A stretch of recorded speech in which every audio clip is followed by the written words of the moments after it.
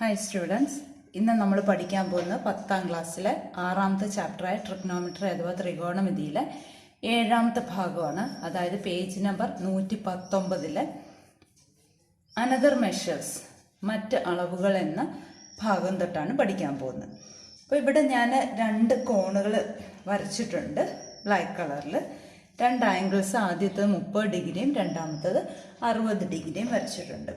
അതിലെ ഈ ചെരിഞ്ഞ വശത്തിൽ നിന്ന് ചുവട്ടിലേക്ക് ഒരു ലംബമാണ് ഈ രണ്ടിലും ചുവന്ന കളറിൽ വരച്ചിരിക്കുന്നത്. ആ ലംബത്തിന്റെ ചുവട്, ആ പെർപെൻഡിക്കുലറിന്റെ ചുവട് ഈ കോണിൽ നിന്നും 2 മീറ്റർ അകലത്തിലുമാണ്. ഇത്രയും സെയിം ആണ്. കോണിന്റെ അളവ് ഇവിടെ 30ഉം ഇവിടെ 60ഉം ആണെന്ന് മാത്രമേ ഉള്ളൂ. അപ്പൊ ഈ ലംബത്തിന്റെ നീളം എത്ര വരും എന്ന് ആദ്യം നമുക്ക് നോക്കാം. അതായത് ഇത് 30, 60, 90 ആ റേഷ്യോയിലാണല്ലോ കിടക്കുന്നത്. 30, 60, 90 കോണുകളാണ്. ഇത് മട്ടത്രികോണമാണ്, റൈറ്റ് ട്രയാങ്കിൾ ആണ്. അപ്പൊ ഇതിന്റെ ഓപ്പോസിറ്റ് വരുന്ന സൈഡ്സിന്റെ റേഷ്യോ 1:3:2 ആണ്. ഇനി ഈ 60ന്റെ നേരെ എതിർവശത്ത് കിടക്കുന്നതാണ് 2 സെന്റിമീറ്റർ. അപ്പൊ 60ന്റെ താഴെ 2 എഴുതിയാൽ ഇവിടെ എത്ര വരും? 2/√3 വരും അല്ലെ? ഇത് നമ്മൾ ആദ്യത്തെ വീഡിയോയിൽ പഠിച്ചതാണ്. ഇപ്പൊ 2/√3 ആണ് ഇതിന്റെ ഹൈറ്റ് ആണല്ലോ. അതായത് 30ന്റെ നേരെ എതിർവശത്ത് കിടക്കുന്നത് 2/√3 ആണ്. അപ്പൊ ഇത് തമ്മിൽ എന്താ ബന്ധം? ഇത് ഈ അകലത്തിന്റെ 1/√3 മടങ്ങാണ്. 1/√3 മടങ്ങാണല്ലോ ഈ ഉയരം ആണല്ലോ. 1/√3 ടൈംസ് എന്ത്? ഈ 2 സെന്റിമീറ്റർ ആണ് ഈ പെർപെൻഡിക്കുലറിന്റെ ഹൈറ്റ്. ഇനി ഈ ഒരു ഫിഗറിൽ നോക്കിയാലോ, ഇതും 30, 60, 90 ആണല്ലോ. ഇവിടെ 60 ആണ്. 30, 60, 90 തന്നെയാണ്. ഇവിടെ 30 വരും. ആ 30ന്റെ എതിർവശത്താണല്ലോ 2 സെന്റിമീറ്റർ. നമ്മുടെ റേഷ്യോ 1:√3:2 ആണ്. 30ന്റെ എതിർവശത്ത് 2 വരുമ്പോൾ 60ന്റെ എതിർവശത്ത് എന്ത് വരും? 2√3 വരും ആണല്ലോ. അപ്പൊ 60ന്റെ എതിർവശത്ത് ഈ നീളം 2√3. ഇനി ഇത് തമ്മിലുള്ള ബന്ധം എങ്ങനെയാ? ഈ അകലം 2 ആണെങ്കിൽ √3 ടൈംസ് അല്ലെ, √3 മടങ്ങാണ് ഈ ലംബത്തിന്റെ ഉയരം. അപ്പൊ ഇവിടെ എന്തെഴുതാം? √3 മടങ്ങാണ് അല്ലെ, അല്ലെങ്കിൽ √3 ടൈംസ് ആണെന്ന് നമുക്ക് പറയാം ഈ ലംബത്തിന്റെ ഹൈറ്റ്. ഇനി ഒരു 45, 45, 90 വരുന്ന ഒരു റൈറ്റ് ട്രയാങ്കിൾ ആണെങ്കിൽ 45ന്റെ എതിർവശത്ത് 1:√2 ഇതാണല്ലോ റേഷ്യോ. അപ്പോ ഇവിടെ വരുന്ന മടങ്ങ് വരുന്നുണ്ടോ? ഒരേപോലെയാണ് വരുന്നത് അല്ലെ, തുല്യമായിട്ടാണ്. അപ്പൊ ഇവിടെ കോണിൽ നിന്നും ലംബത്തിന്റെ ചുവട്ടിലേക്കുള്ള അകലത്തിന്റെ 1/√3 ടൈംസ് ആണ് ലംബത്തിന്റെ ഉയരം. ഇവിടെയോ ഈ ആംഗിളിൽ നിന്നും ഈ പെർപെൻഡിക്കുലറിന്റെ ചുവട്ടിലേക്കുള്ള ദൂരത്തിന്റെ √3 ടൈംസ് ആണ് പെർപെൻഡിക്കുലറിന്റെ ഹൈറ്റ്. അപ്പൊ ഇത് തമ്മിലുള്ള റിലേഷൻ ആണ് നമ്മൾ പഠിക്കുന്നത്. പുതിയതായിട്ട് പഠിക്കുന്നത് ടാൻജന്റ്. ടാൻജന്റിനെ ടാൻ എന്ന് ഷോർട്ടായിട്ട് എഴുതാം. നമ്മൾ സൈനും കോസും പഠിച്ചു. 3ാമത്തെ ഒരു ട്രിഗ്നോമെട്രി റേഷ്യോ കൂടെ നമ്മൾ പഠിക്കുമെന്ന് ഞാൻ പറഞ്ഞിരുന്നു. അതാണ് ടാൻ. അപ്പൊ ഇവിടെ ടാൻ 30. ഇപ്പൊ ടാൻ 30 എങ്ങനെയാ കാണുന്നത് നമുക്ക് നോക്കാം.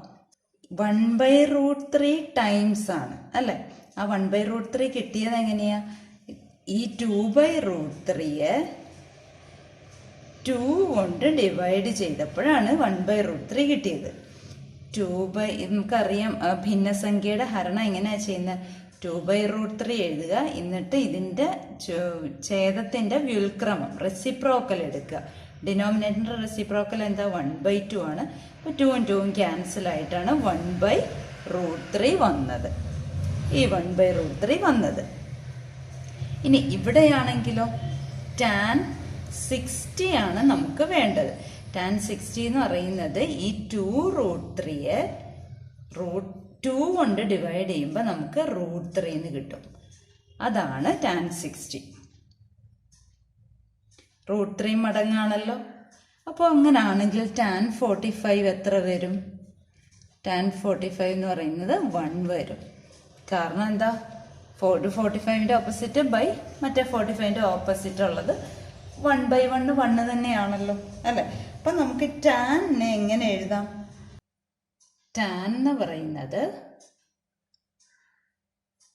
2√3/2, അതായത് 30 ഡിഗ്രിയുടെ എതിർവശം ബൈ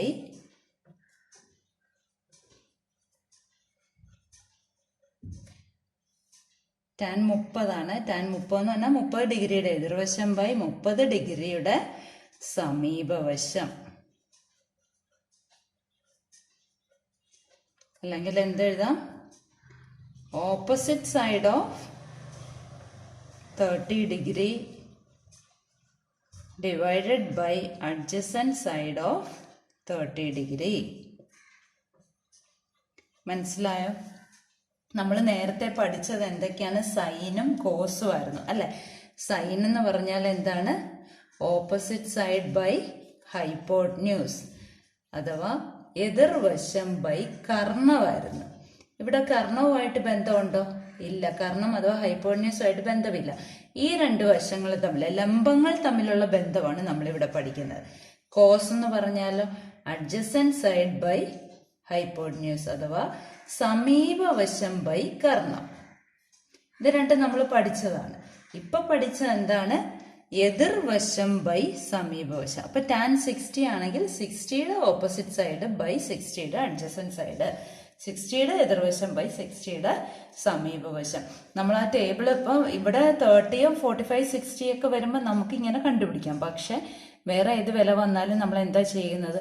ആ ടേബിൾ വെച്ചിട്ട് അവിടെ ഒന്നാമത്തെ കോളം സൈൻ്റെത്, രണ്ടാമത്തെ കോളം കോസിൻ്റെ, മൂന്നാമത്തെ കോളമാണ് ടാനിൻ്റെത്.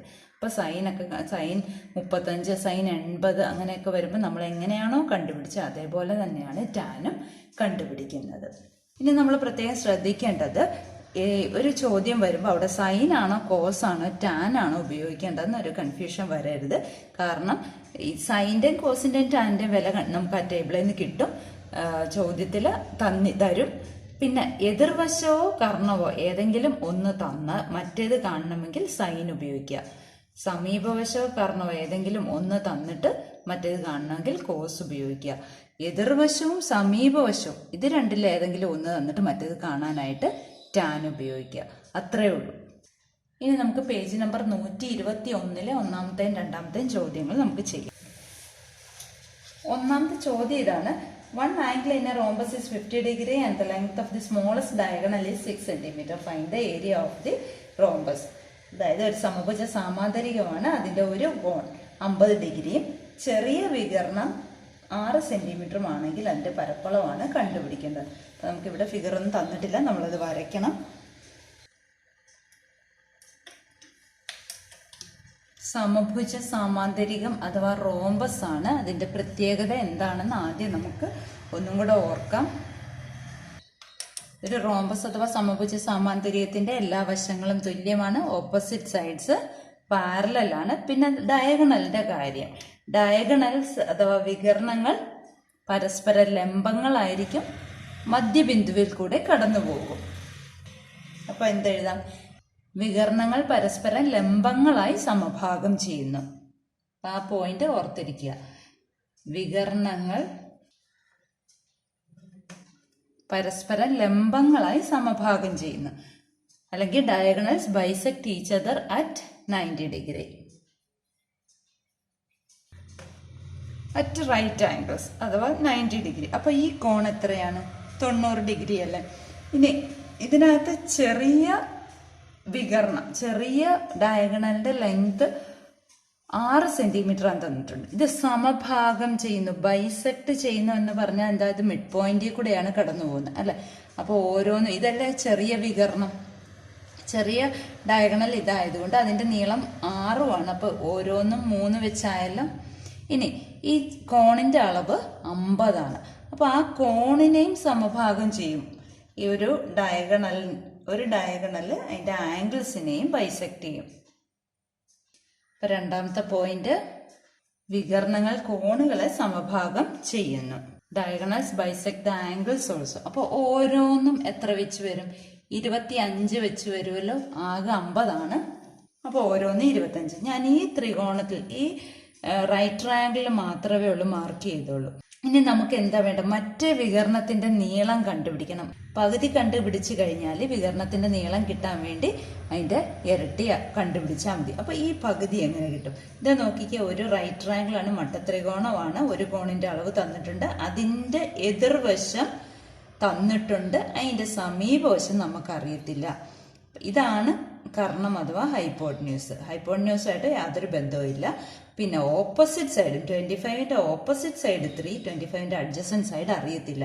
അപ്പൊ ഏതാ എടുക്കേണ്ടത്? tan 25. tan 25 എന്ന് പറയുമ്പം ഓപ്പോസിറ്റ് ബൈ അഡ്ജസന്റ്, എതിർവശം ബൈ സമീപവശം. അത് നമുക്ക് വേണമെങ്കിൽ പേര് കൊടുക്കാം. എ ബി എന്നുള്ള വികരണത്തിന്റെ ലെങ്ത് ആണ് കാണേണ്ടത്. അപ്പം O എന്ന് കൊടുത്തു കഴിഞ്ഞാൽ ഇനി tan 25 എത്രയാണെന്ന് നമുക്ക് നോക്കണം. അതായത് 25ന്റെ നേരെ മൂന്നാമത്തെ കോളം നോക്കുക.